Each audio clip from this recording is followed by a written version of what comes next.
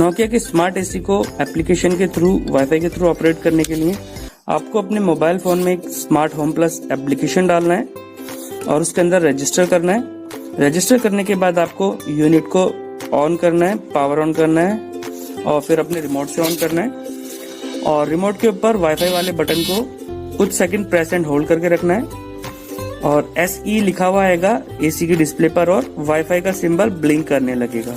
It means कि ये pairing pro mode में चला गया है। उसके बाद आपको अपना एप्लीकेशन ओपन करना है। ऐड करने के लिए प्लस पर क्लिक करना है, सेटिंग्स आपकी ओपन होगी और उसको आपको डिवाइस ऐड करना है और सर्च करना है। जब आप डिवाइस सर्च करेंगे तो यहाँ पर आपका डिवाइस शो कर रहा है, ये डिवाइस शो कर दिया, इसको आप क्लिक करेंगे। क्लिक करने के बाद आपको यहाँ पर घर का होम राउटर का पासवर्ड डालना है जो आपने कनेक्ट किया हुआ है और कनेक्ट करने के बाद वो पासवर्ड डालने के बाद आपको कनेक्ट पर क्लिक करना है। फिर यहाँ पर वाईफाई की सेटिंग का ऑप्शन आएगा, गो टू सेटिंग पर क्लिक करना है।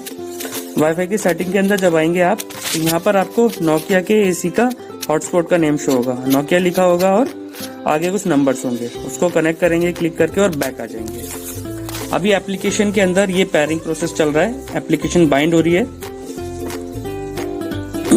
जब डिवाइस बाइंड हो जाएगा ये डिस्प्ले शो होगा, नोकिया एसी लिखा हुआ आएगा और ये वाईफाई का सिंबल स्टेबल हो जाएगा, मीन्स ब्लिंक नहीं कर रहा होगा, स्टेबल रहेगा।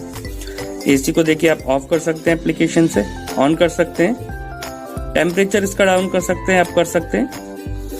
जो भी इसमें मोड्स अवेलेबल हैं यूनिट के अंदर वो मोड्स आप ऑन और ऑफ कर सकते हैं। तो जो भी फीचर्स रिमोट इसके एप्लीकेशन के अंदर आपको दिए गए सारे फीचर्स आप अपने अकॉर्डिंग ऑपरेट कर सकते हैं। सिलेक्टेड फीचर्स डिस्प्ले पर शो करें।